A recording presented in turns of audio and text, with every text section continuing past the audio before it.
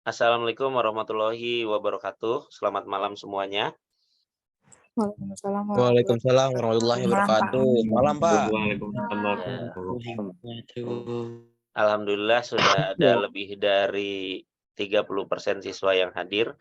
Marilah kita mulai pembelajaran kita pada malam hari ini dengan membaca doa menurut agama dan kepercayaan masing-masing. Berdoa dipersilahkan.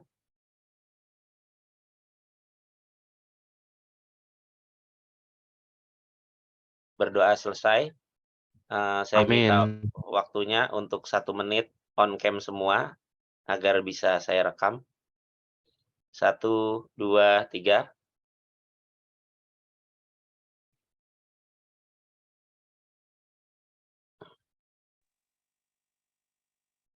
Oke, terima kasih. Slide 1. Slide 2.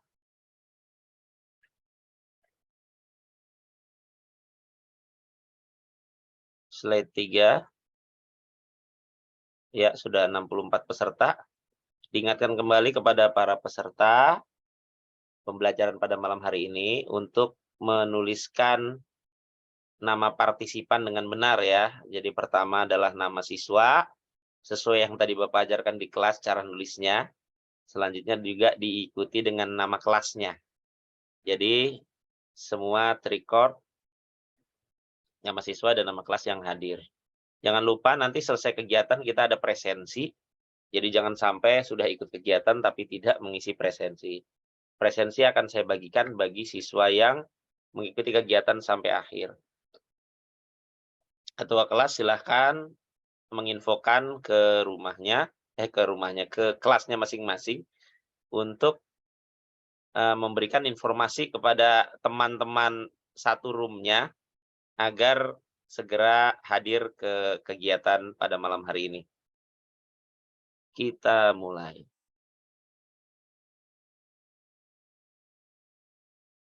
Saya akan mempresentasikan sebuah presentasi.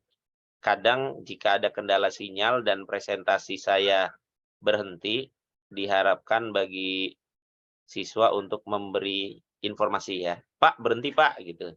Sehingga nanti bisa Bapak stop share dulu, kemudian Bapak lanjutkan. Oke? Sebentar.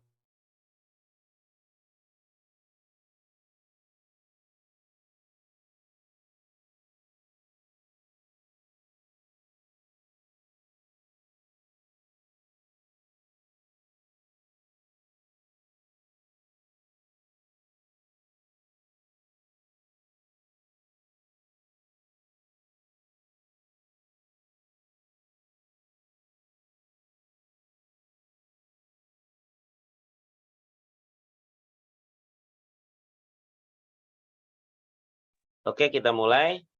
Bersama saya, Pak Bima Aryo dari SMA Negeri 8 Tambun Selatan. Kita akan mempelajari tentang sistem reproduksi pada manusia part 1.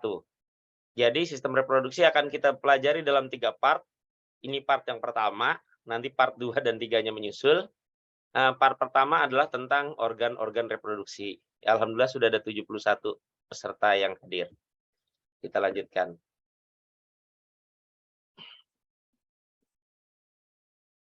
Ya. Saya ganti slide. Kelihatan? Terlihat, Pak. Silakan, Ya, Pak. Nah, organ reproduksi kita akan pelajari secara kompleks ya dalam beberapa subbab. Dari sistem reproduksi tersebut ada 7 subbab, yang mana pada bab malam hari ini kita akan mempelajari yang nomor 1 dan 2. Nomor 3, 4, dan 5 akan kita pelajari pada pertemuan berikutnya. Nomor 6 dan 7 pada pertemuan ketiga. Ada kata-kata mutiara kaitannya dengan sistem reproduksi. Organ reproduksi berkembang saat dewasa. Nah, kedewasaan ini berkorelasi dengan tanggung jawab. Jadi sebelum mampu bertanggung jawab, jangan coba-coba bereproduksi ya. Lanjut. Ini adalah organ reproduksi pada pria. Jadi kita mulai dari pria dulu. Karena pria adalah pemimpin ya. Saya sudah share, terlihat, ganti slide. Terlihat, Pak. Ya, terlihat ya. Ini organ reproduksi pada pria, ada pipanya, ada lato-latonya, kelihatan ya. Nah, ada pipanya, ada lato-latonya. Nah, ini apa sih bagian-bagian dari organ reproduksi pada pria? Nah, pertama ada yang bagian luar, ada yang bagian dalam nih. Bagian luar berarti secara anatomis terlihat kasat mata gitu ya. Tapi yang bagian dalam ini secara anatomi tidak bisa kita lihat kecuali kita dibedah gitu. Tapi kita juga harus pelajari karena di balik semua ini ada berbagai macam kaitannya organ reproduksi dengan kesehatan manusia. Nah, kita bagi dua, ada yang bagian luar, ada yang bagian dalam. Nah, yang bagian luar terdiri dari testis, epididymis, skrotum, dan penis. Kenapa disebut bagian luar? Karena dia ada di luar tubuh.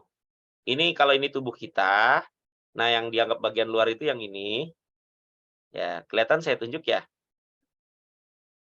Yang bagian ini nih, dengan yang bagian ini. Testis, penis, skrotum. Skrotum itu pembungkus testis.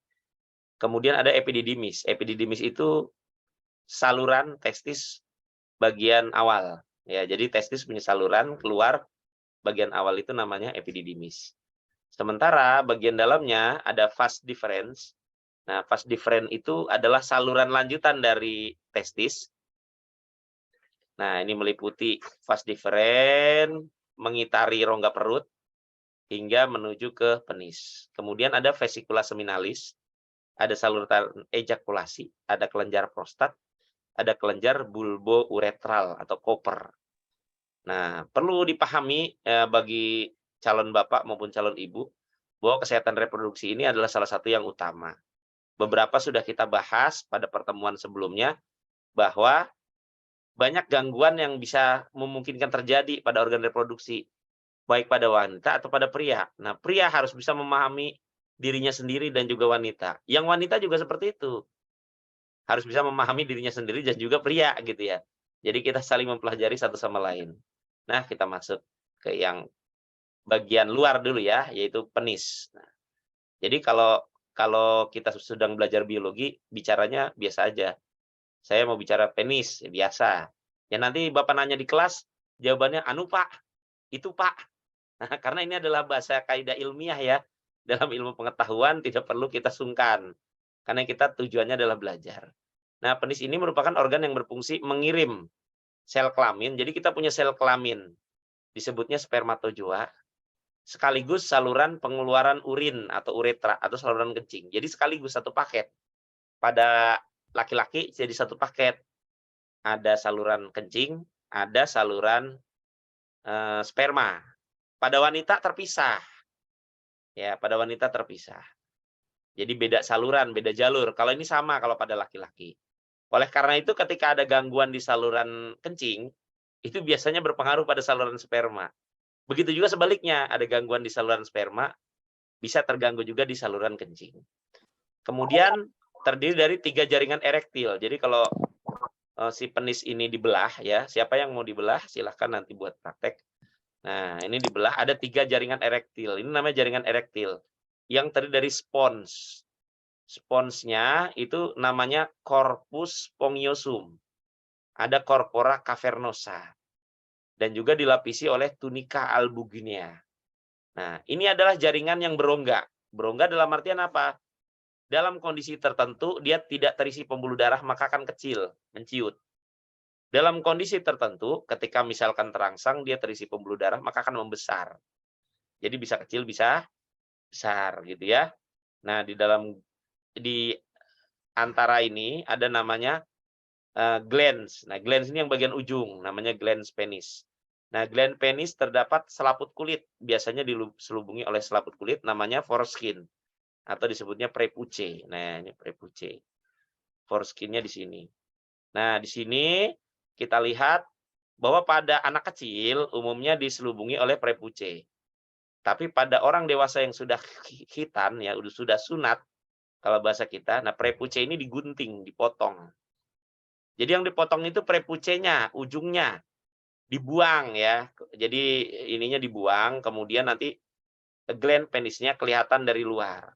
Jadi ini bahwa ini menandakan sudah dikhitan. Kalau masih gini berarti belum dihitan. Kenapa dihitan? Karena di antara prepuce ini bagian dalamnya itu merupakan tempat yang subur untuk berkembang biak penyakit, jamur, bakteri, dan lain sebagainya. Maka dihitan itu bertujuan untuk menjaga kesehatan gland penis. Kadang ada yang bagian prepuce-nya tidak dihitan dan tidak pernah dijaga kebersihannya, jorok, jarang cebok ya. Tiba-tiba gland penisnya ini jamuran. Jamuran, kotor, kemudian juga bernanah, ada lecet-lecetnya. Nah, ini bahaya. Kalau sampai nanti ini menyentuh organ wanita, nah ini bisa menular. Ya, jadi bahaya. Makanya disunat lebih sehat, gitu ya. Karena kotorannya dibersihkan di sini. Nah, terus kemana prepucenya? Ya pastinya dibuang. Tidak dibikin kerupuk kulit ya. Kalau dibikin kerupuk kulit bahaya. Nanti kita makan kerupuk kulit mereknya prepuce. Hati-hati, kalau ada kerupuk kulit mereknya prepuce. Siapa tahu ya ini dikumpulin jadi satu gitu kan terus dibikin kerupuk kulit. Lanjut. Selanjutnya ada lagi namanya testis. Nah, testis ini lato-latonya ini namanya testis ya. Si lato-lato ini jumlahnya 2. Nah, testis ini ukurannya harusnya seimbang sama. Tapi kadang ada besar sebelah. Tapi kalau tidak wajar kalau ukurannya yang sebelah makin membesar. Yang sebelah sangat kecil. Nah, itu berarti tidak wajar. Maka itu harus berobat ke dokter. Khawatir dia sakit hernia. Nah, kemarin sudah belajar ya. Ada yang presentasi tentang penyakit hernia. Yang mana masuk ususnya ke dalam saluran testis. Nah, ini ada lubang nih. Ada lubang di sini. Nah, lubang ini kadang pada penderita hernia melebar. Jadi ususnya itu bisa masuk ke dalam skrotum. Usus masuk ke dalam skrotum, maka skrotum ini elastis. Bisa membesar. Tadinya segede lato-lato, bisa jadi segede bola voli. Bahaya. Berat bawahnya. Ya, testis ini penghasil sperma. Apa yang ada dalam testis? Namanya tubulus seminiferus. Ini saluran ini namanya tubulus seminiferus. Bisa kelihatan ya? Tubulus seminiferus berkumpulnya di rete testis. Tubulus seminiferus ini dan testis ini dilindungi oleh skrotum. Skrotum itu kulit luarnya. Kalau sedang dalam kondisi panas, skrotum itu akan longgar. Jadi testisnya gondal-gandul tuh, longgar. Tapi kalau udara dingin dia menyusut, mengkerut, masuk ke dalam tubuh. Kaitannya dengan apa? Kaitannya dengan suhu udara. Kalau suhunya panas, dia mencari suasana yang adem, jadi melonggar. Kalau udaranya dingin, maka dia akan mendekat ke tubuh agar mendapatkan panas tubuh. Kenapa? Karena suhu di dalam ini harus stabil. Stabil tujuannya untuk bisa memproduksi sperma dengan benar. Ya. Kadang kalau tidak stabil bagaimana Pak? Bahaya. Contoh pengendara motor. Wah saya senangnya touring Pak. Atau naik sepeda berjam-jam. Sepedanya kena jok, lato-latonya kena jok, atau kena jok motor bawa punjak sepeda, kena panas, terpanggang di sana, suhunya jadi error. Nah, ketika suhunya error, khawatir berpengaruh terhadap produksi sperma. Karena bisa jadi juga ada yang spermanya tidak subur, tidak diproduksi dengan baik karena sering touring, sering jalan-jalan naik motor dan lain sebagainya, atau kepanasan ya. Makanya hati-hati kalau mau duduk di tempat yang sangat panas. Contohnya jok. Jok itu kalau lagi panas, panas banget karena dia nyerap. Didinginkan dulu baru diduduki ya. Ini aset berharga bagi masa depan. Oke, lanjut. Nah, kita masuk lagi ke dalam namanya tubulus seminiferusnya. Kan tadi bentuknya begini ya, seperti saluran-saluran. Kalau kita bedah, dalamnya seperti ini, potongan melintangnya. Nah, di dalamnya ada terdiri dari berbagai macam sel. Yang pertama ada sel spermatozoa. Ini sel spermatozoa yang memang membelah. Membelah tujuannya namanya spermatosit primer, nanti jadi spermatozoa. Proses pembelahannya kita pelajari di pertemuan berikutnya. Nah, sementara di samping kanan kirinya ada namanya sel ledik. Sel ledik ini penghasil testosteron. Testosteron itu hormon yang bertanggung jawab pada ciri kelamin sekunder pada pria. Makanya pria ada yang gagah, ganteng, kumisan, dadanya bidang, ototnya berkembang. Nah, itu karena testosteron. Gitu ya. Nah, testosteronnya dihasilkan di sini, di testis. Nah, testisnya ditendang, Pak, jebret, hancur testisnya. Maka testosteronnya tidak akan berfungsi. Sel lediknya gagal fungsi. Sel ledik gagal fungsi, maka dia tidak akan memproduksi testosteron. Bahaya gitu ya. Bisa-bisa ciri ke laki-lakiannya hilang. Nah, kemudian ada lagi Sersertoli. Sersertoli ini adanya di tubulus seminiferus, tugasnya suplai makanan. Karena sperma ini juga butuh makan. Dia yang menyuplai adalah Sersertoli. Kemudian sperma itu dalam produksinya menghasilkan zat sisa. Di fagositosit diserap oleh sel-sel toli. Kemudian juga produksi blood tester barrier, produksi androgen. Androgen itu hormon juga. Kemudian produksi inhibin. Nah, ini adalah semua faktor-faktor hormon pada produksi sperma. Kemudian makanannya sudah lengkap, dikasih makan sudah oke, maka sperma akan memproduksi dirinya di dalam tubulus seminiferus. Setelah sperma diproduksi, maka sperma akan dialirkan ke epididymis. Di epididymis ini sperma dimatangkan. Ibarat kata sperma itu mau menempuh perjalanan yang jauh ratusan kilometer. Jadi supaya kamu ibarat kata mau tes perjalanan jauh, lari jarak jauh, maka harus latihan dulu biar tidak ini apa istilahnya kram atau keseleo ya. Maka di epididymis ini adalah pusat pelatihan para sperma. Nah, sperma dalam pelatihannya ada yang berhasil, ada yang gagal. Ada yang jalannya mundur, ada yang muter-muter jalannya, ada yang kaki buntutnya bercabang dua. Nah, banyak yang gagal di situ. Diseleksi di sini. Jadi yang gagal tidak bisa lanjut. Yang sehat lanjut gitu karena sudah dites. Karena apa? Karena nanti dia akan melewati fase different. Fase different ini panjang sekali. Menurut kita mungkin pendek dari lato-lato menuju penis gitu ya, dari testis menuju penis. Tapi pada dasarnya bagi sel sperma yang kecil sangat, itu seperti perjalanan beratus-ratus kilometer yang melewati saluran ini. Ini baru saluran prianya, belum dia menjelajah saluran wanitanya. Gitu ya, namanya vas deferens. Di vas deferens ada namanya vesicula seminalis. Vesicula seminalis ini kantung. Nih, letaknya di sini di ujung atas, bagian perut. Perut bawah ya, memproduksi fruktosa, prostaglandin, kemudian juga enzim koagulasi. Nah, apa tujuannya ketiga hal ini? Pertama, fruktosa. Fruktosa itu ngasih makan, karena sperma mau perjalanan jauh, harus dikasih makan dengan cairan yang banyak. Kemudian prostaglandin itu adalah menekan respon imun vagina. Jadi dalam vagina wanita itu ada namanya sistem imunitas. Kalau ada zat asing masuk itu dibunuh. Nah, kalau ada yang vaginanya mulai ada putih-putih atau kuning-kuning bau dan lain sebagainya, itu berarti lagi ada pertarungan di sana antara zat asing yang masuk dengan sistem imun pada vagina. Nah, sistem imun itulah yang ditekan oleh prostaglandin pada cairan mani. Yang ada di cairan mani itu fungsinya agar sperma ini tidak dibantai, tidak dibunuh ketika masuk ke saluran vagina. Kemudian ada lagi enzim koagulasi. Enzim koagulasi ini pengencer cairan mani. Cairan mani itu cairannya kental, jadi butuh diencerkan. Tujuannya buat apa? Supaya spermanya bisa gerak. Karena kalau cairan maninya terlalu pekat, nah tidak diencerkan, nanti spermanya akan stuck, berhenti gitu ya. Di sini ada ductus ejaculatorius. Fungsinya untuk memberikan dorongan tekanan supaya sperma itu bisa menyembur dengan kuat. Nih pusatnya di sini, ductus ejaculatorius. Kenapa? Karena kalau spermanya tidak menyembur dengan kuat, tidak bisa sampai ke dalam tuba palopi pada wanita, sehingga bisa terjadi gagal pembuahan, sehingga tidak jadi-jadi nanti. Nah, ductus ejaculatorius ini harus dijaga baik-baik. Kalau sering dikeluarkan dengan paksa, maka ini nanti akan malfungsi. Ketika ini malfungsi, terjadi yang namanya gangguan pada ejakulasi ya, atau disebutnya penyakit ejakulasi dini. Ya, ejakulasi dini itu bahaya. Jadi tidak bisa keluar dengan benar spermanya. Kemudian ada kelenjar prostat. Nah, prostat ini fungsinya membuka tutup saluran kemih dengan sperma. Jadi, kalau air kencing mau keluar, saluran spermanya ditutup. Kencing keluar. Pintu, ibaratnya pintunya di prostat. Kalau misalkan spermanya mau keluar, maka saluran kencingnya ditutup. Jadi, meskipun saluran kencing dan sperma itu jadi satu, dia tidak mungkin keluar berbarengan. Jadi, kencing tidak mungkin berbarengan dengan sperma. Sperma mau keluar, kencing ditutup.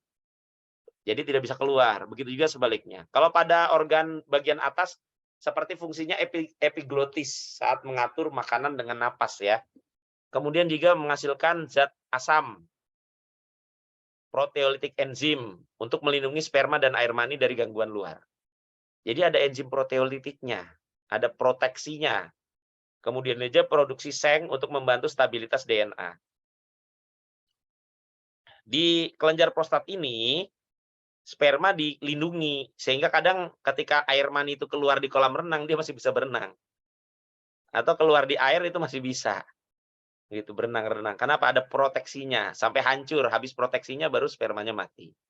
Berikutnya kelenjar bulbouretral atau koper. Itu kelenjar yang turut memproduksi air mani berupa mukus. Ini letaknya bisa melapisi gland penis berupa cairan pelumas atau preejakulasi.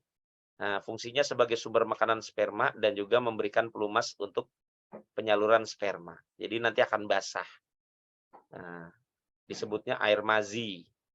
Kalau spermanya air mani, ya, kedua-duanya ketika keluar, nah itu harus bersuci gitu kalau dalam agama Islam gitu ya.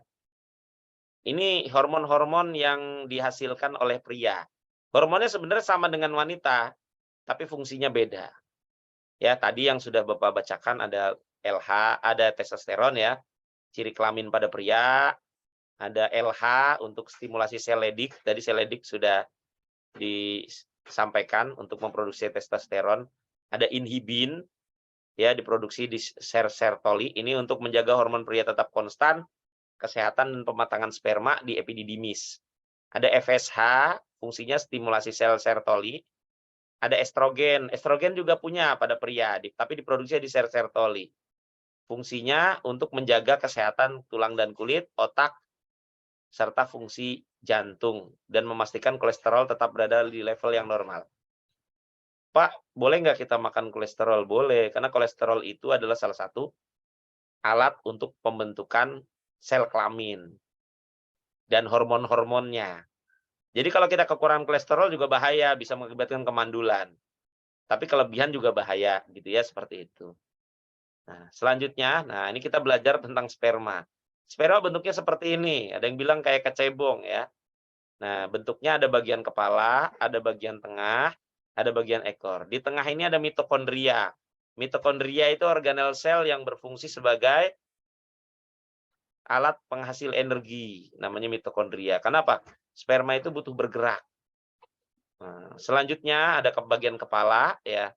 Bagian kepalanya itu nanti ada enzim hyaluronidase. Enzimnya untuk menembus lapisan korona radiata pada sel telur. Jadi sel telur itu pun tidak semata-mata ketemu sperma langsung bergabung, tidak. Dia banyak proteksinya. Sehingga sel telur ini aman, jadi tidak mudah diserang bakteri, kuman, virus, dan lain sebagainya. Nah, untuk bisa nembus sel telur, sperma harus bekerja keras. Sehingga dia harus punya enzim hyaluronidase untuk menembus lapisan korona radiata dan enzim akrosin untuk menembus zona pelosida. Jadi ada 3 lapisan sebenarnya. Nah, dia ngancurin 3 kali. Hancur pertama, hancur kedua, nah hancur ketiga baru bisa masuk. Bentuk sperma adalah seperti ini. Ya. Sampai di sini ada pertanyaan? Kita buka sesi tanya jawab dulu untuk para pria dan bapak-bapak. Tapi yang nanya bisa dari laki-laki maupun dari perempuan. Silakan. Sebelum kita lanjut ke bagian yang perempuan. Nanyanya bisa langsung acungkan tangan atau juga di kolom. Ya, silakan. Kalau nggak nanya, nggak saya lanjut. Ya, silakan siapa ada, Pak? Iya, Pak. Ya, mangga silakan nanya. Apa saja yang terkandung dalam sperma, Pak? Apa? Apakah dalam sperma itu ada zat-zat seperti kayak yang seperti protein atau yang lain-lain Nah, gitu, Pak? kandungannya tadi berdasarkan apa yang dibekelin sperma. Tadi kan sudah Bapak bacakan tuh. Apa saja sih yang dibekali? Nah, jadi sperma itu dibekali oleh banyak kelenjar. Ya, diantaranya sebentar. Nah, tadi dari sini nih sudah ada apa namanya? Kan sperma diproduksi terus dimatangkan di epididymis. Nah, dari sini dibekali dari vesikula seminalis. Jadi air mani itu komposisinya satu ada fruktosa.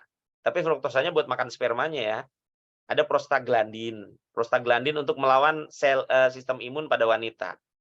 Ada enzim koagulasi untuk mengencerkan sperma. Kemudian dari kelenjar prostat ada asam fosfat, sitrat, fibrinosin. Nah, kemudian juga antigen proteolitik untuk melindungi sperma dan dalam air mani. Kemudian ada apa lagi? Ada sengnya juga, itu dalam air mani ya. Kemudian ada galaktosa, ada asam sialik, dan cairan pelumas. Jadi dalam air mani itu banyak komponennya. Nah, di sperma sendiri tadi komponennya yang tadi ini. Tengahnya ada DNA, bagian ujungnya ada akrosom. Akrosom isinya ada enzim hyaluronase, ada enzim akrosin. Jadi ada dua. Enzimnya ada dua jenis. Di sininya ada mitokondria. Fungsinya untuk menghancurkan, menembus, mengebor gitu ya, lapisan sel telur. Ya, satu pertanyaan, dua lagi. Silakan. Pak, mau nanya, Pak. Ya, Nadira, silakan. Kak, Nadira. Oh, Nadira dulu deh, cewek. Bapak, saya mau nanya, tadi itu kan di dalam bagian penis itu ada kandungan namanya Ductus ejaculatunus. Ya, Nah, itu kan ejaculatorius. ya itu. Terus fungsinya itu kan untuk mendorong keluarnya sperma ya, Pak. Kira-kira kalau misalnya ada gangguan di bagian di situnya, Ya, sehingga si penisnya ini tuh nggak bisa menyemburkan si spermanya ya. ini dengan sempurna, itu kira-kira penyebabnya apa? Terus kira-kira bisa disembuhin nggak, Pak? Nah, pertanyaan yang bagus. Nah, ini namanya ejaculatory duct atau ductus ejaculatorius. Sebenarnya letaknya bukan di penis, tapi di dalam rongga perut ya. Tepatnya di bawah prostat. Jadi ada prostat, bawahnya ada ejakulasi. Kalau prostat itu di tengah-tengah ginjal. Jadi ini ginjal di kanan, ginjal di kiri, bukan tengah-tengah ginjal, di bawah kandung kemih. Kemarin kita sudah belajar kan kandung kemih itu tempat penampungan urin. Nah, di bawahnya kandung kemih itu ada prostat. Nah, tujuannya buat apa? Ductus ejaculatorius ini untuk memompa, bikin tekanan, perbedaan tekanan sehingga nanti spermanya mengalir langsung dari vas deferens. Nah, ini langsung ke penis. Tujuannya buat apa? Satu, supaya cepat. Karena apa? Kalau tidak cepat, nanti sperma itu gagal sampai ke lokasi sel telur. Kenapa? Karena sebelum sampai di lokasi sel telur itu, satu, yang namanya organ reproduksi wanita itu sifatnya asam. Dia bisa dibunuh oleh asam.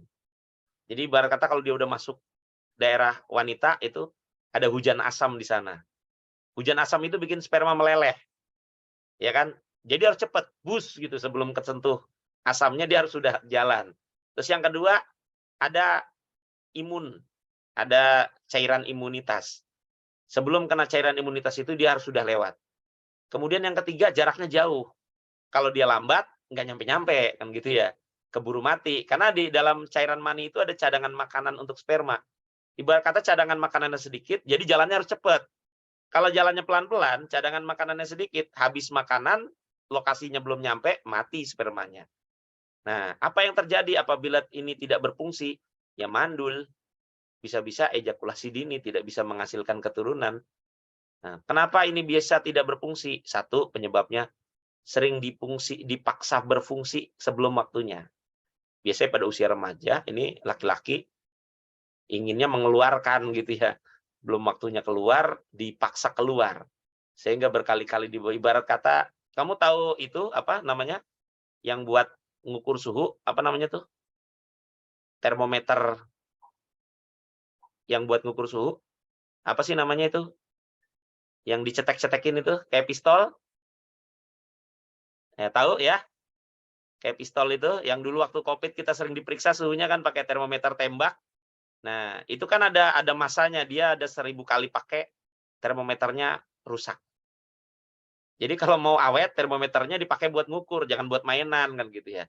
Sama juga dengan ini, mungkin dia ada sekian kali pakai, maka bermasalah gitu. Jadi kalau dipakai terus sejak dini gitu ya, masih muda, masih kecil udah dipakai, terus dikeluarkan spermanya bertubi-tubi berturut-turut, akhirnya terjadi apa? Dol dia. Ketika waktunya make, usia dewasa, dianya sudah tidak berfungsi dengan baik. Nah, cirinya adalah spermanya keluarnya menetes. Jadi menetes. Nah, ketika menetes ya udah spermanya gerakannya lambat. Sperma gerakannya lambat, maka tidak bisa menjaga proses kesuburan.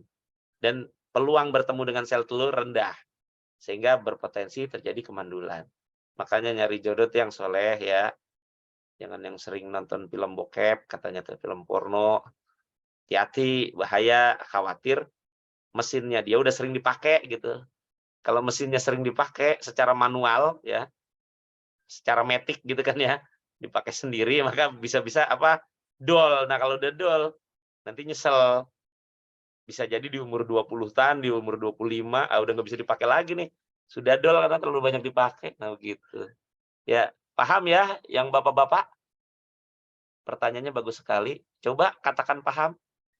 Paham, Pak. Paham ya? Oh, yang paham Rosid doang ini. Paham, Pak. Ya, sip. Lanjut pertanyaan berikutnya satu lagi untuk Bapak tentang pria. Ini, Pak. Ya. Saya, Pak. Ini, Pak, kalau misalkan kelainan pada anak kayak misalkan polio ataupun apapun itu dari spermanya atau gimana, Pak? Dari kelainan spermanya atau gimana? Makasih, Pak.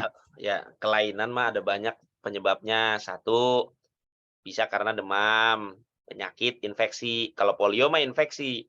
Namanya infeksi virus polio. Dari mana datangnya? Ketularan. Dari lingkungan. Makanya kita harus divaksin. Supaya tubuhnya lebih kebal terhadap virus polio. Nah, tapi ada juga anak yang kekurangan atau keterbelakangan mental akibat spermanya kualitasnya kurang bagus. Ya, di antaranya ini makin malam nampaknya makin banyak nih yang ikut 94 ya. Di antaranya sperma kan tadi dimatangkan di epididymis ya. Dimatangkan itu maksudnya apa? Dilatih. Ya, ibaratnya tuh sperma itu disuruh kayak paskibra lah, baris berbaris, langkah tegap maju jalan, gitu kan ya. Jadi langkahnya teratur, bagus, cepet, badannya kuat, fisiknya kuat, baru disuruh jalan gitu istilahnya. Nah, masalahnya ketika yang punya sperma ini tidak perhatian, contoh misalkan merokok, atau makan makanan yang kurang bergizi, atau tidak menjaga kesehatan testis, atau misalkan sering minum minuman keras, narkoba, dan lain sebagainya, spermanya ini dalam kondisi yang berbahaya. Bisa jadi spermanya itu kelainan. Sperma kelainan cirinya, nah, ada yang jalannya muter-muter, tidak maju. Ada yang ekornya bengkok atau tidak sempurna. Bahkan ada yang nggak punya ekor. Atau ada yang ekornya 2 apa 3. Atau ada yang mungkin spermanya, akrosomnya bermasalah, kepalanya cuma separuh. Nah, sperma-sperma kayak begini biasanya mati. Kalau dia gampang mati, maka dia akan menciptakan kemandulan. Karena spermanya gampang mati, gampang terbunuh. Tapi yang bahaya apabila kerusakannya di bagian DNA. DNA nggak ketahuan, kelihatan sperma sehat. Begitu pas nyampe ke dalam sel telur, ternyata spermanya kualitasnya rendah. Lahirlah anak yang contoh cacat, ya cacat lahir, cacat dari lahir. Atau mungkin anaknya bisa keguguran di kandungan.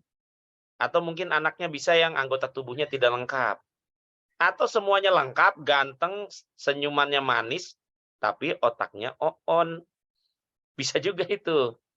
Karena tidak terbentuknya sistem sarafnya dengan sempurna. Mikir susah banget. Saya kok ngapalin susah ya Pak ya? Belajar susah, matematika aja belet, kali kalian kagak apal, nulis kagak bagus-bagus. Bisa jadi ketika sperma, kamu tergolong sperma yang seperti itu gitu. Ya. Nah, tapi sperma pada dasarnya kalau dia sudah sampai sel telur, itu pasti sperma yang terbaik. Karena sekali ejakulasi itu 300 juta sperma. 300 juta sperma itu saling bersaing, balapan, saling menyingkirkan satu sama lain, saling istilahnya menghalau satu sama lain supaya dia yang menang. Dari 300 juta sperma itu yang juara satu kamu gitu. Makanya kamu bisa lahir ke dunia jadi anak bapak dan ibu kamu. Saingannya berapa? 300 juta ya. Di kelas anaknya berapa? Kadang 30, 33, di ranking 1 aja kagak bisa. Ya kan? Padahal saingannya cuma 30-an anak. Dulu saingannya 300 juta bisa ranking 1. Ketika masih jadi sperma ya. Isinya kepala sama buntut doang. Tangan kagak ada, mata kagak ada, otaknya belum ada. Bisa jadi juara 1 gitu. Ya dari 300 juta pesaing gitu kan ya. Tapi kalau sekarang 30-an aja kalah. Nah, aslinya kalian adalah produk paling berkualitas dari orang tua masing-masing, gitu ya. Ya, sudah 3 pertanyaan, kita lanjut ya. Ya, kita lanjut ke sistem reproduksi pada wanita. Ya, ini adalah sistem reproduksi pada wanita. Organ reproduksi ini tampak depan, ini tampak samping. Sama, wanita juga ada bagian luar, ada bagian dalam. Ya, kita pelajari. Nah, untuk laki-laki kadang banyak yang penasaran. Akhirnya melihat dari jalur akses yang tidak resmi atau ilegal ya. Penasaran bentuknya kayak gimana sih? Ya, ngaku aja, kadang ada yang suka nyari-nyari sendiri gitu kan ya. Nah, pada perempuan sendiri umumnya ketika dewasa justru malah tidak bisa melihat. Karena perempuan malah kadang nggak kelihatan, susah. Kecuali ngelihatnya pakai cermin. Ya, oleh karena itu kadang kelalaiannya adalah pada wanita justru tidak bisa memeriksa atau jarang memeriksa kesehatan reproduksinya sendiri. Nah, sekarang kita belajar bagaimana cara menjaga kesehatan reproduksinya. Nah, terdiri dari bagian luar dan bagian dalam. Sama kayak tadi. Bagian luar ada mon pubik, ada klitoris, ada labia mayora, labia minora, himen, vestibulum, ada perineum. Bagian dalamnya vagina, cervix, uterus, oviduk, tuba fallopi, nama lain ini ya, fimbriae dan ovarium. Nah, kita ke bagian luar dulu. Ya, bagian luarnya seperti ini. Nah, jadi ada terdiri dari beberapa bagian. Yang pertama ada mon pubik. Nah, mon pubik adalah jaringan berlemak yang menutupi tulang pubis atau tulang kelamin. Bagian atas ini namanya mon pubik. Ya, ada rambutnya bertugas untuk menjaga kelembaban. Selanjutnya ada lagi namanya klitoris. Klitoris adalah bagian puncak mon pubik. Nah, klitoris ini sebenarnya adalah modifikasi dari penis. Jadi dulu ketika kita masih bayi itu bentuknya sama. Kayak laki-laki. Perempuan laki-laki nggak jauh beda. Tapi pada perempuan penisnya mengecil membentuk klitoris. Pada laki-laki penisnya membesar. Kemudian pada laki-laki bagian bawahnya menyatu dan menutup, melekuk membentuk yang namanya testis. Pada bagian perempuan bagian bawahnya membuka dan melebar membentuk yang namanya vagina. Jadi bedanya di situ ya. Nah, kemudian ada labia mayora. Labia mayora itu lapisan luar, labia minora lapisan dalam. Pada setiap wanita itu berbeda-beda bentuknya. Itu sama halnya seperti sidik jari. Jadi setiap wanita beda-beda labia mayoranya, labia minoranya. Nah, labia ini fungsinya adalah 2 lapisan untuk menghalangi infeksi bakteri, virus, dan jamur masuk ke dalam lubang kewanitaan. Sehingga jangan sampai dimasuki oleh benda-benda asing ya, hati-hati. Misalkan coba saya raba-raba dimasukin jari, dimasukin ini, bahaya karena bisa menghalangi infeksi, apalagi kuku hitam-hitam, ada telur cacing dan lain sebagainya, bahaya. Kemudian ada namanya perineum. Perineum itu adalah otot yang berada di antara vagina dan anus. Di tengah-tengah sini nih namanya perineum. Kalau pada ibu ketika kalian nanti yang wanita nih, yang laki-laki juga nih kan lahirnya dari ibu semua kan. Ada yang lahir dari bapaknya dilepeh gitu nggak ada kan ya? Semua lahirnya dari ibu. Nah, ini adalah saluran lahir. Karena kadang pala bayi itu besar sekali, ya misalkan Rosid ketika lahir mungkin palanya besar gitu kan, mukanya sudah begitu dari lahir. Nah, begitu pas keluar dokter susternya kaget, waduh ini gede banget bayinya, gitu kan, mukanya serem lagi misalkan. Gimana caranya nih, nggak bisa keluar, mampet dok gitu. Akhirnya yang terjadi apa? Perineum ini digunting nih. Bagian perineum ini digunting, krek ke bawah. Dan itu rasanya sakit sekali. Ya, bagaimana rasanya? Seperti tulang dipatahkan. Kalau laki-laki menerima 1/5 rasa sakitnya itu meninggal langsung di tempat. Tapi perempuan masih bisa hidup. Dan bahkan selesai itu masih bisa ngurusin anak gitu ya. Nah, itu namanya perineum. Luar biasa, sehingga yang namanya perempuan lebih kuat daripada laki-laki. Ada lagi vestibulum. Vestibulum ini bagian samping kanan kiri. Ini tugasnya mengeluarkan kelenjar ya. Kelenjar fungsinya untuk melindungi himen. Nah, himen ini di sini nih, namanya selaput darah. Ada vestibulum, ada kelenjar Bartholin. Ya, kelenjar Bartholin yang samping, vestibulum yang tengah. Atau kita sebut sebagai lubang vagina. Vestibulum ini ada selaput, namanya selaput darah. atau selaput kewanitaan. Ya, selaput pada wanita pun beda-beda bentuknya, macam-macam. Gitu ya. Nah, selaput ini biasanya untuk mengidentifikasi keperawanan. Karena kalau sudah pernah melahirkan atau sudah pernah dimasuki oleh barang-barang tertentu, maka vestibulum ini akan sobek. Nah, sobeknya itu akan mengeluarkan darah. Gitu ya. Lanjut. Sekarang kita masuk ke bagian dalamnya. Ada namanya vagina. Nah, vagina yang ini, lorong masuknya jalan kelahiran bayi. Dan juga masuknya penis selama berhubungan seksual. Nah, lendir vagina mengandung banyak glikogen yang bisa dipecah oleh bakteri, sehingga keasamannya berkisar sekitar 4,5. Nah, ini seperti cairan asam di dalamnya itu. Fungsinya apa? Dia untuk membasmi bakteri. Cairan asam ini pada wanita berbeda-beda. Kalau dia kotor, maka cairan asamnya akan berbau.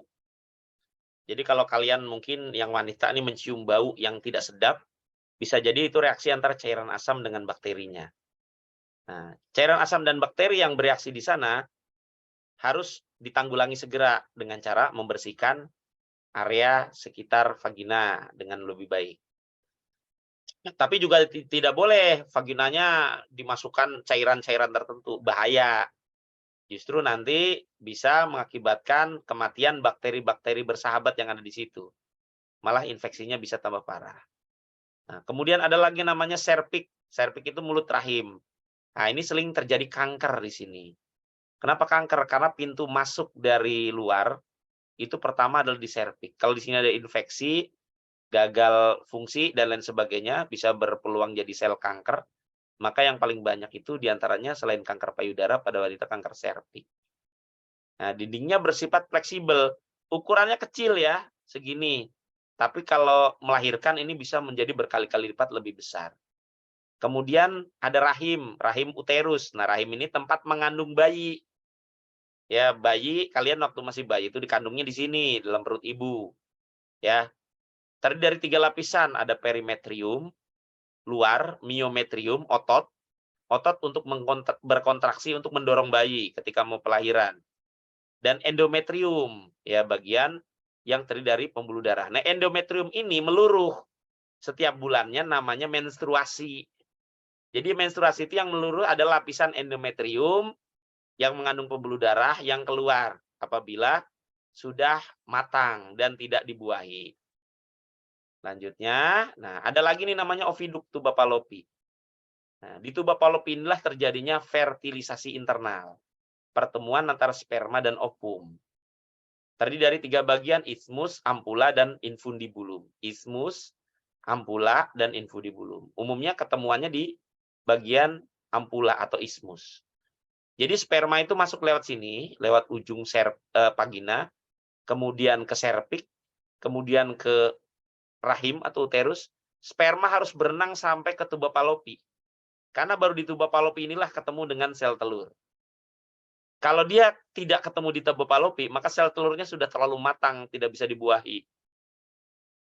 Dan hanya meluruh saja, jadilah menstruasi. Tapi kalau ketemu di tuba fallopi, sel telurnya akan berkembang menjadi zigot. Zigotnya nanti akan menempel di rahim, rahimnya akan berkembang. Nah, kemudian ada fimbriae. Fimbriae adalah seperti jari-jari serabut yang dia tugasnya menangkap sel telur. Sel telur dihasilkan di ovarium. Nah, di ovarium ini. Ya, ovarium itu ada di sisi kanan, sisi kiri.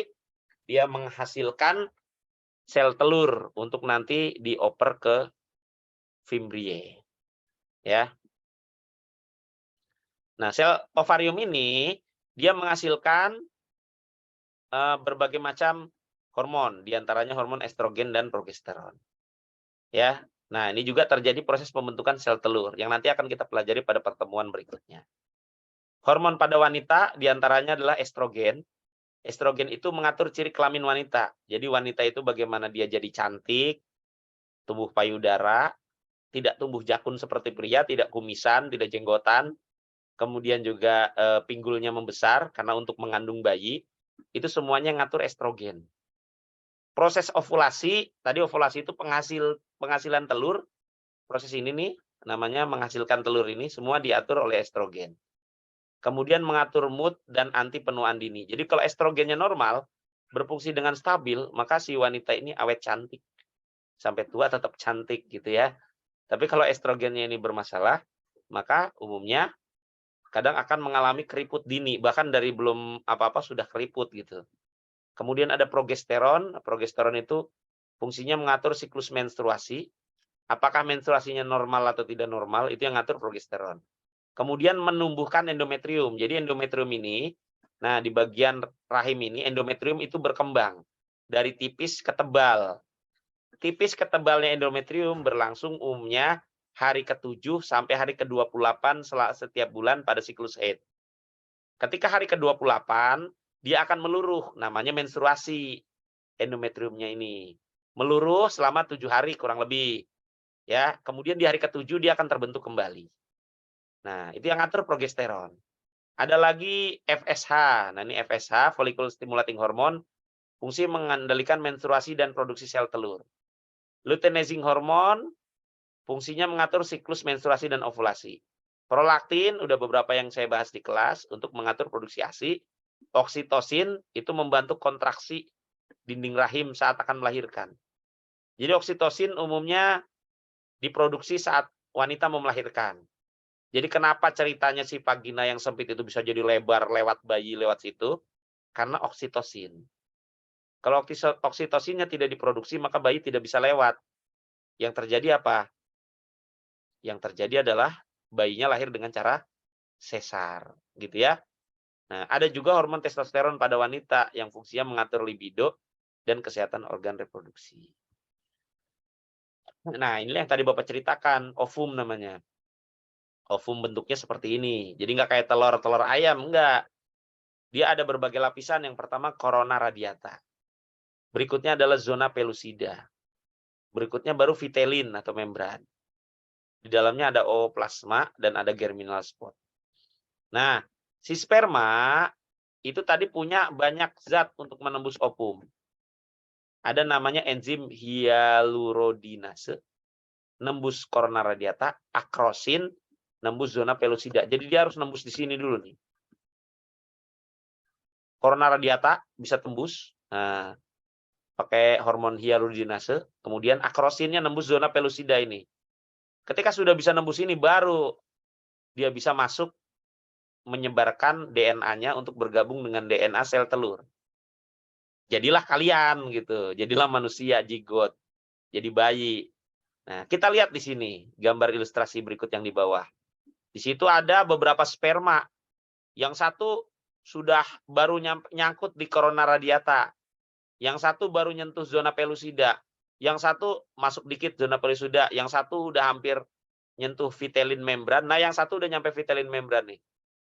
Nah, inilah sperma yang juara satu nih. Yang nyampe ke vitelin membran. Akhirnya dia bisa menyumbangkan DNA-nya bergabung dengan DNA ovum, jadilah DNA kalian, DNA anaknya. Sementara yang lain bagaimana? Yang tidak bisa menembus ini nanti akan mati. Gitu. Jadi yang kalah mati gitu zaman dulu tuh.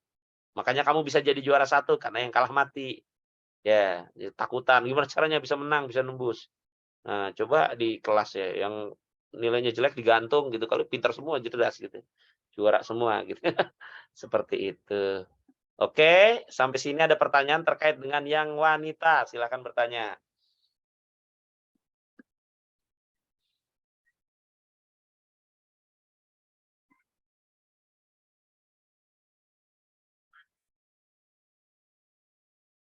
Ya, silakan. Yang kaitannya dengan organ reproduksi wanita, ada yang bertanya? Ya, acung tangan. Yang mau bertanya juga bisa lewat kolom chat. Kalau tidak bisa ngomong, takut ngebangunin yang di rumah gitu kan. Ya, silakan bisa kolom chat. Dan nanyanya baiknya di forum ya, supaya semuanya bisa jawab, bisa istilahnya tahu jawabannya gitu. Ketimbang nanyanya ke temen ya, nanti di belakang Hardiansyah ngobrolnya sama Gibran. Ini gimana sih kemarin materinya misalkan. Gibrannya kagak mudeng, Hardiansyah kagak mudeng, akhirnya salah jawab, salah mikir gitu. Mending nanya langsung di forum, jawabnya bener, jawabnya sesuai gitu ya. Ya, ada pertanyaan yang lain? Silakan.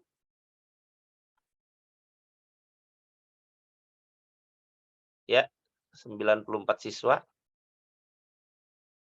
Nggak ada yang bertanya? Apa sudah jelas semuanya? Izin Pak tanya Pak. Ya, silakan. Ini Pak, kan apa ada gitu Pak, misalkan udah terjadi pembuahan nih Pak, Nah, terus si sperma ini sudah menyentuh si sel telur Pak, ya. pada pas pembuahan mau membentuk si bayi itu Pak, nah tiba-tiba tuh bayinya hilang. Nah terus yang terjadi itu cuman kayak apa ya, cuman perutnya membesar tapi nggak ada bayinya Pak. Nah, itu namanya hamil anggur. Nah, namanya hamil anggur. Apa itu hamil anggur? Ya, hamil anggur adalah seperti ini. Pertanyaan yang bagus gitu ya. Memang kalau nggak tahu harus ditanyakan ya. Kalau tahu nggak ditanyakan tidak kontekstual nanti jadinya. Ya, nah ini lapisannya tahu ini. Ini namanya oviduk. Ya, atau disebutnya tuba Fallopi. Kelihatan ya Bapak nunjuk ya? Kelihatan kursor Bapak ya nunjuk. Nah, di tuba Fallopi ini adalah tempat terjadinya fertilisasi. Fertilisasinya terjadi di sini, pertemuan antar sel telur dan sel sperma. Kadang namanya sperma dan telur itu kan ada yang berkualitas, ada yang tidak berkualitas. Yang berkualitas mah larinya cepet, ya. Yang tidak berkualitas larinya lambat. Nah, yang larinya cepat ini ketika jalan cepat langsung bergulir sampai ke sini nih, ditanam di sini, ini ditanam contohnya nih. Akan tumbuh jadi zigot di rahim, di uterus. Ini namanya hamil normal. Hamil anggur adalah ketika tumbuhnya, nancepnya di tuba Fallopi. Nah, kok bisa nancep di tuba Fallopi? Karena ternyata lapisan endometriumnya ini pada wanita tertentu ada yang kelainan lapisan endometriumnya ini sampai ke tuba Fallopi. Udah sel telurnya lambat, di tuba Fallopi ada endometrium. Nah, nempel di situ, jadilah hamil anggur. Kenapa? Zigotnya berkembang di sini. Kalau zigot berkembang di rahim, rahim itu bisa membesar. Dari kecil menjadi ukuran yang sangat besar, muat untuk bayi. Sementara tuba Fallopi itu ukurannya kecil, kayak selang. Jadi kalau bayi membesar di sini tidak akan bisa besar. Hanya bisa besar sampai ukuran tertentu. Kalau dibesarin lagi, meledak, bahaya. Ya, sehingga yang terjadi apa? Namanya hamil, kelihatan perutnya membesar, kelihatan tubuh-tubuhnya, hormon-hormonnya hormon wanita hamil, dites pakai tes spek juga garis 2, hamil, tapi tidak hamil. Ketika di USG di sini tidak ada bayinya. Padahal bayinya ngumpet di sini. Namanya hamil anggur. Nah, cirinya yang potensial hamil anggur itu seperti apa?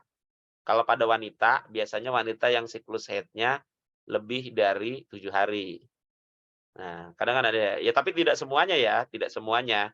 Maksudnya memang wanita ada yang 7 hari sampai 14 hari, tapi kadang kalau siklus haidnya sangat lama, kenapa sih siklus haidnya sangat lama? Karena yang meluruh, haid itu kan meluruhkan endometrium ya. Jadi kalau yang normal itu yang endometrium yang luruh itu yang sini. Tapi karena endometriumnya luruh sampai ke dalam-dalam tuba Fallopi ini, makanya lama siklus haidnya.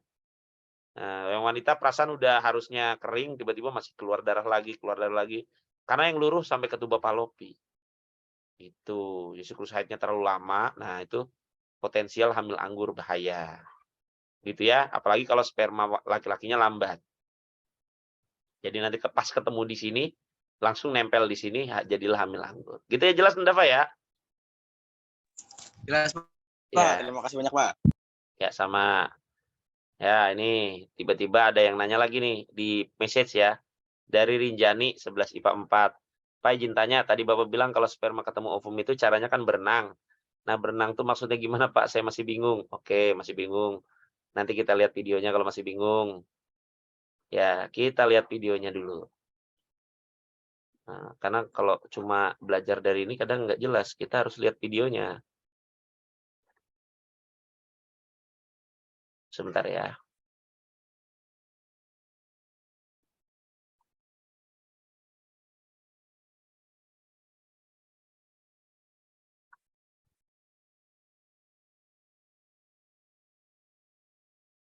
Nah, kita lihat video tentang perjalanan sperma.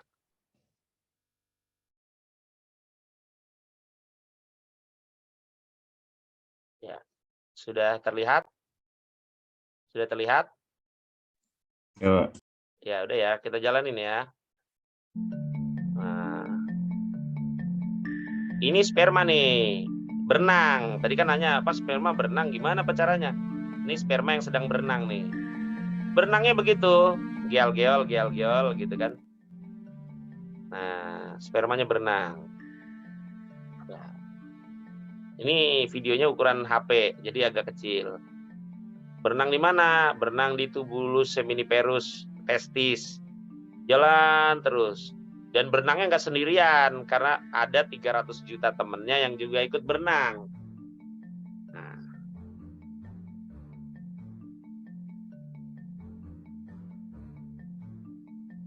Nah, di situ ada saluran-saluran ya, bentuknya seperti itu. Berenangnya mulai dari saluran pada pria sampai masuk ke dalam tubuh wanita. Di tubuh wanita nanti dia terus berenang sampai menuju sel telur.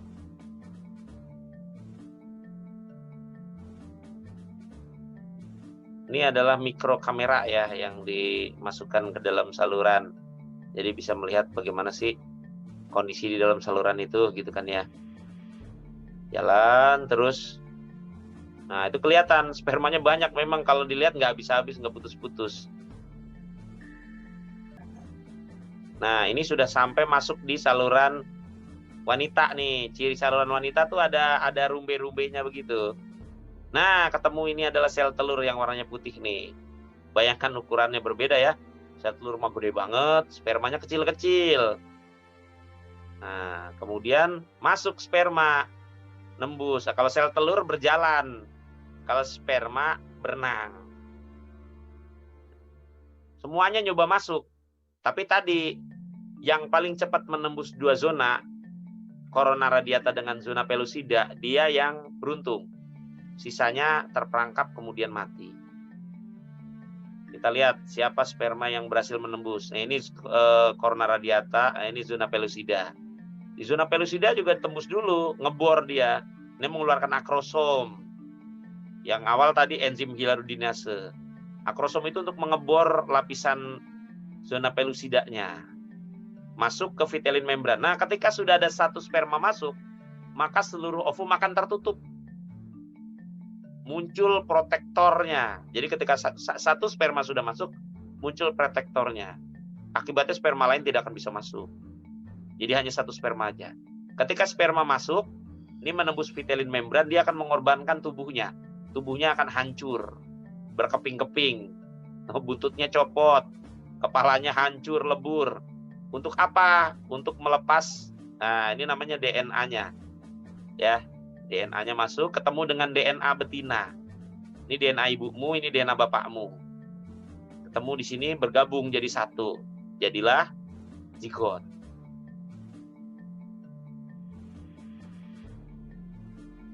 Ini jalan. Nah, zigot itu jalan di tuba Fallopi. Tuba Fallopi bentuknya seperti rumbe-rumbe ini saling oper-mengoper, seperti tangan. Tangan yang saling lempar-melempar supaya dia bisa terus maju ke depan ini. Sambil berjalan, zigot itu berkembang, melakukan pembelahan. Membelahnya berkali-kali. Jadi selnya membelah, tapi sel yang membelah itu tidak sampai memisahkan diri. Kalau dia tertanam di sini, jadilah hamil anggur. Nah, ini sudah sampai rahim. Kalau rahim, cirinya sudah tidak ada rumbe-rumbenya. Nah, di rahim ini, dia akan menanam diri. Nanam masuk seperti halnya lintah. Ya, lintah, tahu lintah kan? Menghisap, menembus, menyerap, menyatukan diri dengan pembuluh darah. Nah, ini mulai melakukan perkembangan dan pertumbuhan. Terbentuk namanya celah. Nah, celah ini nanti dari cikal bakal otak. Nah, dan sumsum tulang belakang. Terbentuk celah seperti ini dalam tubuh dalam zigot yang tadi tumbuh jadi embrio.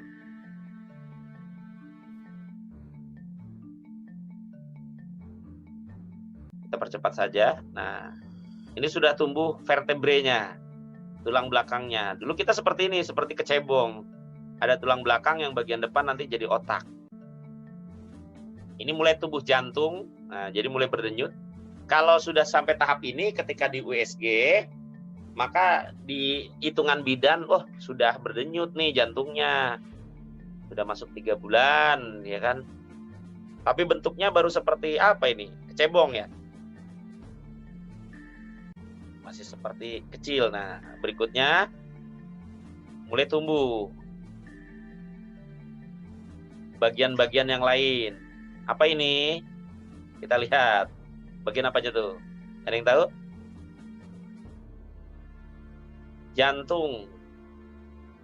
Jantungnya mulai berkembang. Jantung kita tadinya satu ruangan, jadi 2, jadi 3, jadi 4. Nah, kalau sudah 4 ruangan, maka sudah sempurna. Mulai terbentuknya tangan dan kaki serta kepala. Ini adalah embrio ketika masih kecil. Bentuknya seperti apa? Nah, mulai tumbuh mata, mengalami perkembangan. Matanya tumbuh, tangannya tumbuh. Kemudian nanti diiringi dengan pertumbuhan yang lain, kaki, badan, punggung, telinga. Nah, seperti itu. Jari-jari mulai tumbuh. Jari-jari adalah tumbuh dari kematian sel. Jadi sel yang ada di antara jari-jari kita tuh mati, bunuh diri. Makanya jari-jari kita terbentuk. Kalau sel itu tidak bunuh diri, maka terjadi selaput. Seperti bebek tuh, ada selaputnya. Muncul hidung. Ya, ini masih belum ganteng dulu, masih kayak gini ya. Hidungnya seperti apa itu? Babai. Ya, telinga, kepalanya membesar, otaknya berkembang. Matanya mulai berfungsi. Tapi belum bisa dipakai karena di dalam kandungan itu gelap gulita. Jadi dia hanya bisa bergerak-gerak saja. Nah, saat ini sudah masuk ke usia 5 bulan, 6 bulan ya, bayi mulai merespon suara ibunya, suara bapaknya, suara bacaan Al-Quran, ya, kemudian juga suara musik. Ya, kalau emak bapaknya berantem mulu di rumah, maka bayinya juga perkembangan otaknya terganggu gitu kan ya. Nah, ini adalah pertumbuhan sel saraf pada bayi. Ini adalah yang bertanggung jawab terhadap terbentuknya kecerdasan saat bayi dalam kandungan. Kecerdasannya direspon melalui rangsangan yang diberikan oleh ibu kepada bayinya, baik itu sentuhan, perkataan, ya, perasaan dan lain sebagainya. Ketika ibu psikologisnya terganggu saat mengandung, maka saraf ini akan putus satu demi satu. Ketika saraf putus, otomatis kecerdasannya tidak akan berkembang pesat. Jadi kalau merasa diri kamu tidak terlalu cerdas, bisa jadi perkembangannya terganggu mulai dari sini ya.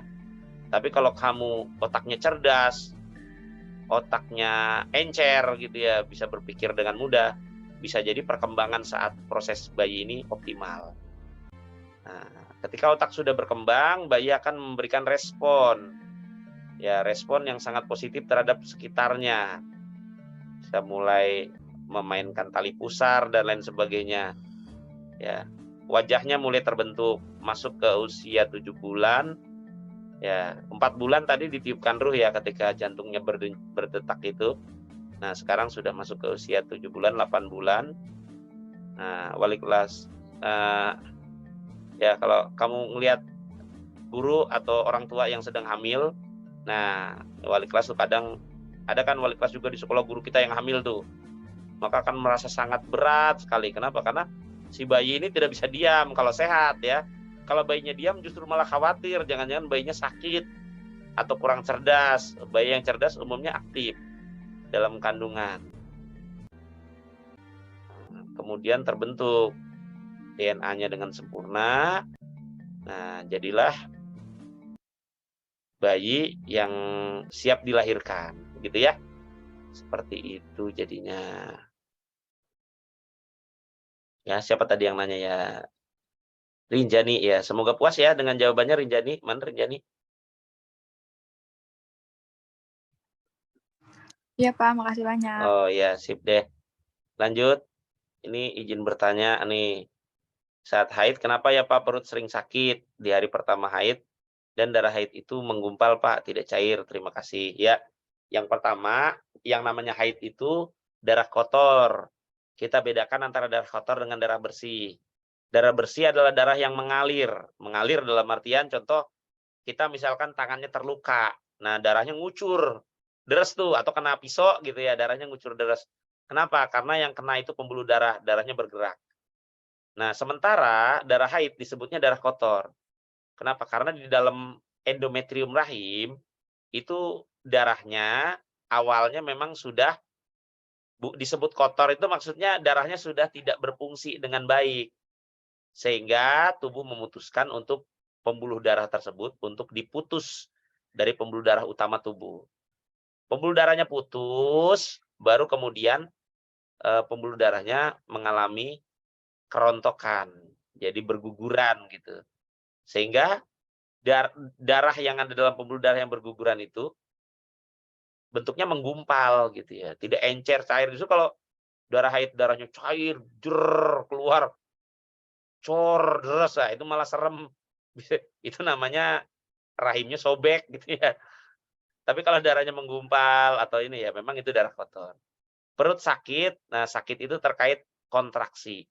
Jadi supaya si rahim itu bisa membersihkan darah yang sudah malfungsi, yang tidak berguna itu, sudah tidak akan dipakai. Jadi sebenarnya darahnya itu berguna. Kalau misalkan ada bayi yang embrio yang tertanam di rahim, nanti darahnya itu akan memberikan suplai. Kalau ada embrio tertanam di rahim, darahnya akan berkembang menjadi lapisan untuk melindungi si bayi agar bisa dapat suplai makanan dengan baik. Tapi kalau tidak ada bayinya, ya udah digugurkan saja. Nah, darah yang digugurkan itu ketika gugur itu kan rahim itu harus melepaskan lapisan tertentu. Lepasnya lapisan itu butuh kontraksi. Kontraksi itulah yang menimbulkan rasa sakit. Ya, sakitnya, kontraksinya bagaimana? Nah, bentuk endometrium pada tiap wanita sebenarnya identik, tapi mungkin ketebalannya atau juga posisinya atau juga tadi ada yang sampai melebar ke tuba Fallopi, itu beda-beda. Sehingga rasa sakitnya pun lain-lain. Ada yang mungkin endometriumnya tipis, sakitnya tidak terasa terlalu sakit. Ada yang tebel, ya sakit banget gitu ya. Ada yang baru pertama kali sakitnya luar biasa. Ada yang sudah terbiasa, biasa sakit. Jadi sudah tidak peduli lagi terhadap rasa sakit. Jadi terasa seolah-olah nggak terasa sakit. Itu bermacam-macam. Tapi pada setiap sakit yang diderita, dari haid itu terkandung pahalanya besar di sana. Kenapa? Karena haid itu proses pembersihan. Nanti pembuluh darahnya akan diganti dengan pembuluh darah yang baru, yang mana pembuluh darahnya itu adalah pembuluh darah yang mempersiapkan embrio yang nanti akan kelak tertanam di sana. Gitu ya. Oleh karena itu beratnya perjuangan seorang ibu itu menimbulkan pahala. Ya, gugurnya seorang ibu, meninggalnya seorang ibu, kalau dalam Islam itu dihitungnya jihad fisabilillah, jaminan surga. Ya. Jadi sebenarnya pintu surganya di situ tuh. Jadi kalau kamu haid, merasa sakit, perih dan lain sebagainya, itulah pintu surganya. Sumber pahalanya dari sana gitu ya. Karena kadang kalau nggak sakit juga belum tentu baca Quran, belum tentu rajin sholat. Kalaupun sholat belum tentu khusyuk gitu kan ya. Tapi ketika dikasih haid, mau nggak mau ngerasain sakitnya. Ya di balik sakit itu kamu berzikir, kamu misalkan mengucapkan istighfar dan lain sebagainya. Nah itu jadi pahala semua, pahala ibadahnya di situ bagi orang yang haid gitu ya. Nah, itu dalam agama Islam ya seperti itu ya.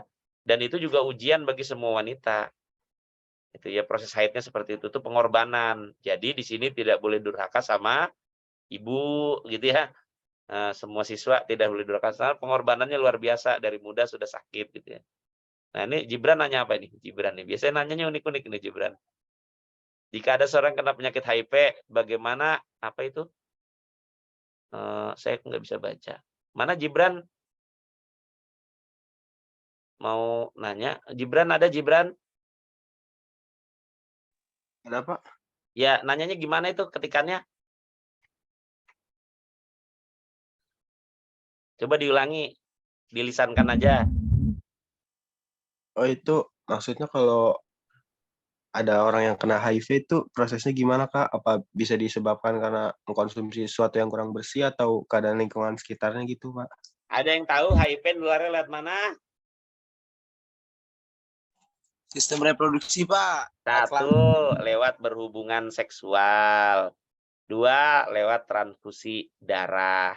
Tiga, lewat cairan-cairan yang ada pada tubuh. Empat, dari ibu ke bayi atau melalui air susu ibu. Lewat itu Gibran ya. Jadi bukan lewat makanan ya. Nah, ingat. Nanti belajar di bab sesi 3 itu ya. Haid sesi 3. Hana Nur Aulia bertanya. Ada ibu yang menghamilkan. Menghamilkan itu bahasa apa ya? Bahasa Indonesia nggak ada menghamilkan kayaknya, Hana. Ada ibu yang hamil, gitu aja harusnya ya. Menghamilkan itu bahasa Indonesia yang dipaksa. Hamil tidak perlu ditambahkan imbuhan meng dan kan ya. Jadi cukup kalau ada ibu yang hamil, anak kembar itu bagaimana gitu. Apakah ada 2 sel sperma yang berhasil membuahi gitu ya maksudnya ya. Jadi begini, hamil itu ada 2 jenis. Yang pertama ada hamil yang bayinya kembar identik, ada yang tidak identik. Yang bayinya kembar identik berarti mukanya hampir mirip, sama. Biasanya jenis kelaminnya sama. Bayi yang tidak identik, biasanya jenis kelaminnya beda atau mukanya pun berbeda. Nah, bayi yang tidak identik dulu ya, yang tidak mirip, bayi kembar yang tidak mirip, itu biasanya wanita itu kan punya 2 tuba Fallopi. Punya 2 ovarium. Ada yang sebelah kanan, ada yang sebelah kiri tadi ya.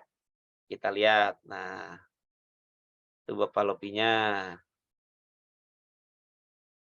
Tadi tuba Fallopi pada wanita, itu ada yang sebelah kanan, ada yang sebelah kiri. Nah, dari kedua tuba Fallopi tersebut, ya, sperma masuk itu kan jumlahnya 300 juta. Ya, sperma masuk jumlahnya 300 juta. Jadi banyak spermanya itu yang masuk. Tapi satu prinsipnya, yang bisa menembus sel telur hanya satu. Kalau satu udah masuk, langsung membentuk lapisan, yang lain nggak bisa masuk. Jadi ingat ya, sperma yang bisa masuk sel telur hanya satu. Terus gimana Pak bisa jadi kembar? Anaknya kan 2. Nah, jadi yang kiri menghasilkan 1 sel telur, yang kanan menghasilkan 1 sel telur terjadi secara bersamaan. Nah, 2 sel telur tersebut ketemu dengan si sperma. Ya spermanya mah 300 juta, banyak toh. 1 sperma untuk yang sel telur dari kanan, 1 sperma untuk yang sel telur dari kiri. Maka nanti anaknya kembar. Kembarnya kembar tidak identik, kembar berbeda. Karena spermanya beda, sel telurnya beda. Bagaimana dengan yang kembarnya sama? Nah, 1 sperma, 1 sel telur. Ketemunya kan di tuba Fallopi nih, di bagian sini. Ketika perjalanan, tadi sudah kita lihat di videonya, jadi sperma itu berjalan. Ovum berjalan, ketemu sperma dengan sel ovum, kemudian keduanya melakukan perjalanan sampai ke rahim. Dalam perjalanan itu, sperma embrionya itu membelah. Pembelahannya berhasil. Ketika membelah jadi 2, pembelahannya berhasil, tertanam di tempat yang berbeda, maka jadinya bayi kembar. Misalkan 1 di rahim sebelah kanan, yang 1 di rahim sebelah kiri. Atau rahim atas, rahim bawah, jadinya bayi kembar. Kembarnya kembar identik. Kenapa? Karena spermanya sama, ovumnya sama. Hanya saat pembelahan itu terpecah. Jadi 2. Kalau terpecahnya sempurna, jadi 2, bayi kembar identik. Kalau terpecahnya tidak sempurna, nanti jadi bayi kembar siam. Tahu bayi kembar siam? Bayi tapi palanya masih nempel, gitu kan? Bayi tapi perutnya nempel, atau punggungnya nempel. Atau palanya 1, badannya 1, kakinya 4. Nah, itu kalau pembelahannya tidak sempurna. Gitu ya, Hana ya? Hana sudah paham? Baik, paham Pak. Terima kasih banyak Ya. Pak. Sama-sama. Sekarang ada pertanyaan lagi nih dari Nandita. Sistem imun para calon ibu mendeteksi bahwa calon janin yang sedang berkembang di rahim deteksi sebagai benda asing atau bagian dari si calon ibu. Jadi sistem imun itu adanya di vagina. Sistem imun yang pertama adanya di vagina. Ketika sperma masuk, ada namanya prostaglandin ya tadi ya. Jadi si air mani itu dilapisi oleh cairan, yang mana cairan tersebut berguna untuk menetralisir respon imun yang namanya prostaglandin. Nah, cairan tersebut akan menetralisir imun, jadi sperma ini dianggap teman, tidak dianggap musuh. Sperma umumnya mati karena jarak, kelelahan, karena asam, bukan dibunuh oleh si ibunya. Kemudian spermanya masuk, ketemu dengan sel telur. Nah, ketemu dengan sel telur, itu akan tertanam di dalam rahim. Ketika sperma ketika embrio, ya tadi kan sperma sudah ketemu dengan sel telur jadi embrio, embrionya tertanam di rahim. Nah, ketika embrio tertanam di rahim, maka ada penyatuan pembuluh darah antara pembuluh darah ibu dan bayi. Penyatuan pembuluh darah itu mengakibatkan bayi itu dianggap bagian dari tubuh ibu. Tuh, sehingga dikasih makan, dikasih oksigen, dan lain sebagainya. Asal, nah ada asalnya nih, resusnya sama. Apa itu resus? Resus adalah golongan darah. Kan golongan darah ada ABO tuh, ada A, B, AB, O. Nah, ini ada lagi golongan darahnya namanya resus. Resus itu golongan darah yang mana pada ibu dan bapak itu kalau resusnya berbeda, maka si bayi ini nanti resusnya tergantung ikut ibu atau ikut bapak. Contoh, ibunya resusnya positif, bayinya resusnya negatif. Maka ketika bayinya resusnya negatif, ibunya resusnya positif, akan saling bertolak belakang resus ini. Sehingga darah si bayi dianggap benda asing. Darahnya ya, bukan bayinya, tapi darahnya. Namun, benda asing ini hanya terjadi setelah bayinya lahir. Jadi antiresusnya terjadi setelah bayinya lahir. Ketika bayinya lahir, antiresusnya baru selesai terbentuk. Jadi bayinya aman. Gitu. Tapi nanti kalau bayinya itu punya adik, ternyata resusnya sama, min lagi, resusnya negatif lagi, ibunya resusnya positif, maka si bayi ini sebelum berkembang langsung dibunuh oleh resus ibunya. Namanya sistem imunitas resus ya. Kalau imunitas banyak, tapi yang berbahaya bagi bayi itu namanya sistem imunitas resus. Nah, sehingga ibu ini tidak akan bisa punya anak kedua. Kecuali kalau golongan darah resusnya sama kayak ibunya. Kalau berbeda nggak bisa. Kalau sama kayak bapaknya akan terus dibunuh berkali-kali. Itu namanya sistem imun gitu. Karena yang dianggap benda asing adalah darahnya yang diproduksi. Kalau darah kan diproduksi di bagian jaringan tubuh bayi ya. Jadi bisa jadi bayi itu darahnya berbeda dengan ibunya gitu. Seperti itu meskipun dalam satu tubuh. Ya, ada pertanyaan lagi? Tidak ada? Saya, Pak. Ya, silahkan Umar. Kan ada ibu-ibu yang melahirkan, Pak, tapi anaknya itu badannya satu tapi kepalanya kok bisa ada dua, Pak. Itu penyebabnya apa ya, Pak ya? Tadi udah dijelaskan. Itu emang apa namanya spermanya itu kalau ada yang dua menjadi sel telur itu nyatu apa? Itu Gimana ya, Pak ya? akibat dari ini nih. Jelaskannya harus pakai gambar.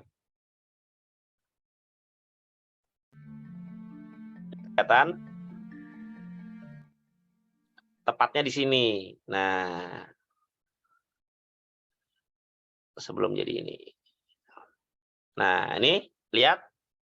Ini ketika sudah terjadi pembuahan sperma ketemu sel ovum ya. Ini spermanya tadi di sini nih. Tuh spermanya masuk. Nih spermanya masuk nih ke dalam sel telur.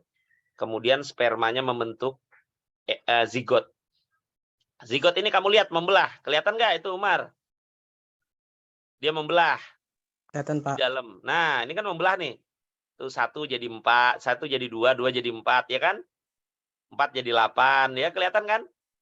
Ya, kelihatan toh? Iya, Pak, Tambah kelihatan. banyak. Nah, karena tambah banyak, itu kadang membelahnya. Nah, ini proses membelahnya adalah membelah nempel. Jadi membelah tapi nempel. Nah, ini namanya anak tunggal. Kalau misalkan ketika membelah ini lepas, nah, lepas itu pembelahannya, maka nanti jadinya anak kembar.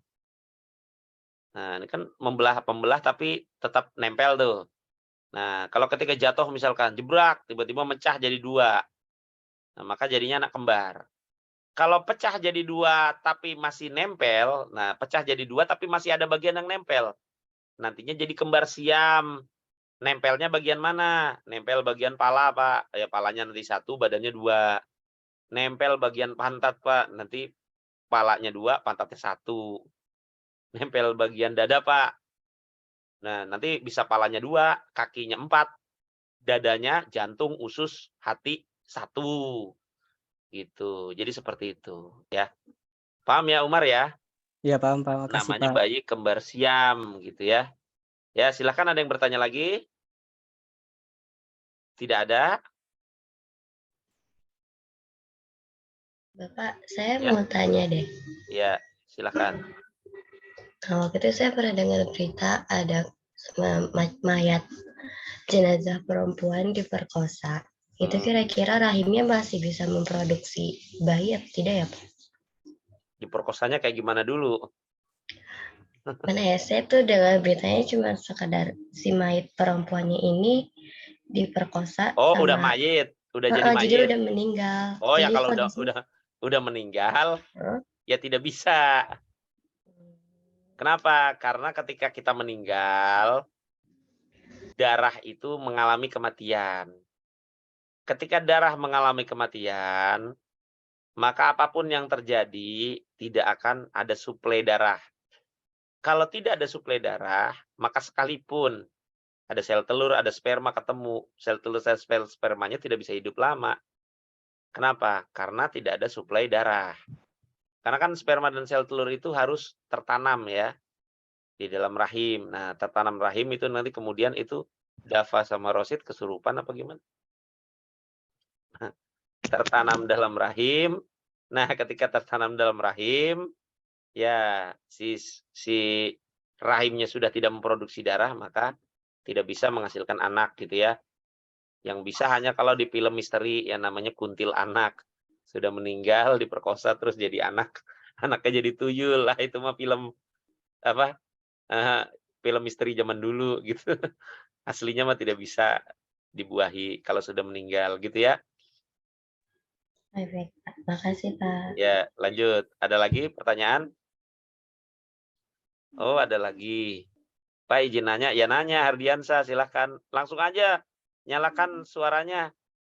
Malu-malu si Hardiansa ini.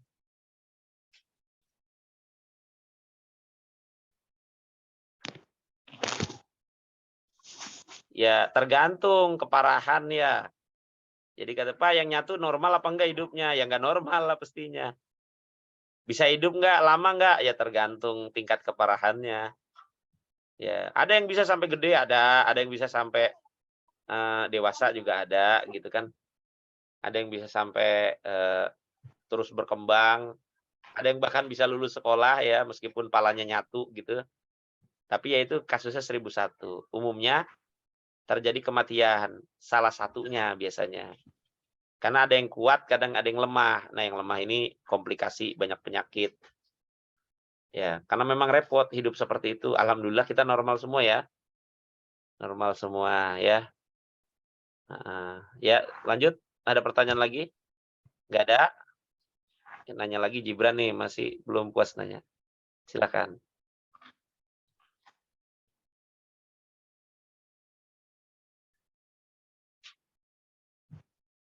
Nah, itu yang ngomong siapa, Gibran? Sebutin aja namanya. Kamu pakai Nggak tahu malu-malu. Pak, tadi ngomong dulu. Kayaknya ada apa sih, Pak? Mungkin ketika masih kecil menyusuinya kurang gitu ya. Orang biasanya 2 tahun, dia mungkin cuma 2 bulan, jadinya masih kangen gitu kan. Ya, kasih susu sapi ya kan jadinya kurang puas ketika kecil gitu kan. Ya, pertanyaannya yang lebih berkualitas ada lagi? Kalau tidak ada, Bapak akan men-share presensi. Ya, silahkan ada link. Ya, ada link di meeting chat ya, silahkan diklik linknya, kemudian silahkan diisi presensinya. Jangan lupa ketika mengisi presensi namanya ditulis dengan Benar ya. Namanya tulis dengan benar. Satu siswa hanya mengisi satu presensi saja. Jangan sampai nanti kamu ngisiin teman kamu, pas kamu mengisi malah nggak bisa gitu. Dan tidak menyebar link presensi keluar grup. Jadi yang tidak ikut kegiatan ya bisa ketahuan siapa yang tidak ikut, siapa yang ikut hadir gitu ya. Meskipun kegiatannya juga saya rekam, ya saya juga data di situ. Ada beberapa siswa yang ikut dan ada yang tidak. Ya, tapi alhamdulillah lebih dari 70% siswa ikut bergabung. Gitu ya, kalau sudah tidak ada pertanyaan lagi, Bapak ucapkan terima kasih atas kehadirannya. Nanti akan ada jadwal berikutnya untuk kita belajar di materi selanjutnya ya. Jadi pastikan semuanya ikut. Nah, Pak, kalau pas belajar di materi selanjutnya, boleh tidak nanya materi yang tadi gitu ya. Silahkan, boleh gitu. Tanya materi yang tadi, boleh ditanya, boleh diulas lagi. Kalau masih ada yang bingung, boleh ditanyakan. Kalau ternyata menemukan kasus-kasus tertentu berkaitan dengan sistem reproduksi, ketika setelah kalian belajar ini, bisa ditanyakan di pertemuan berikutnya. Jadi pertemuan berikutnya diawali dengan sesi tanya jawab, gitu ya.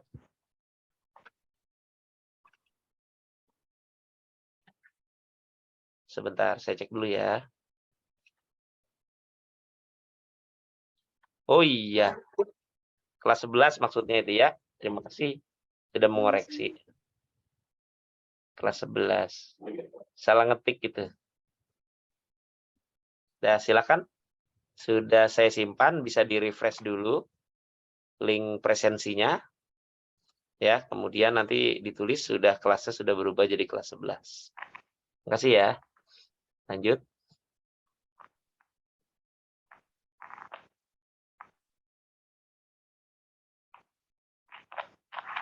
Tulis sesuai kelasnya masing-masing. Dan ada namanya fitur pengalaman belajar. Jadi di sana silakan dimuat, di-record pengalaman belajarnya bagaimana.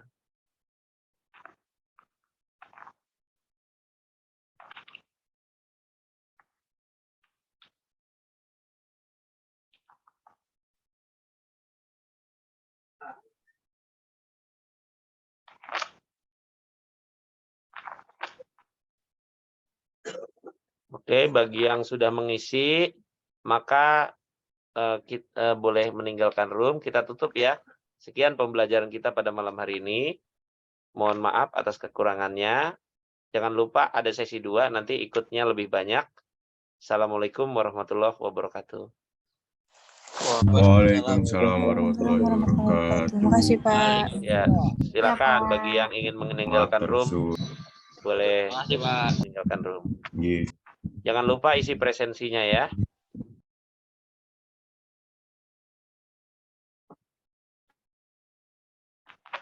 Pengalaman belajar apaan anjir? Ini baru selesai. Iya, udah selesai. Apaan sih aku nggak nyimak itu? Aduh, bentar.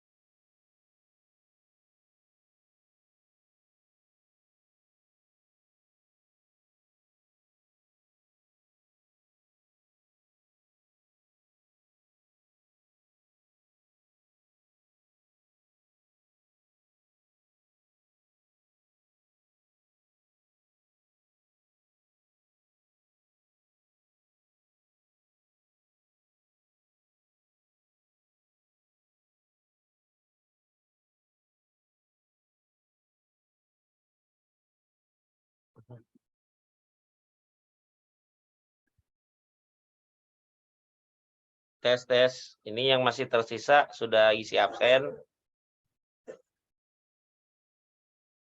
atau belum?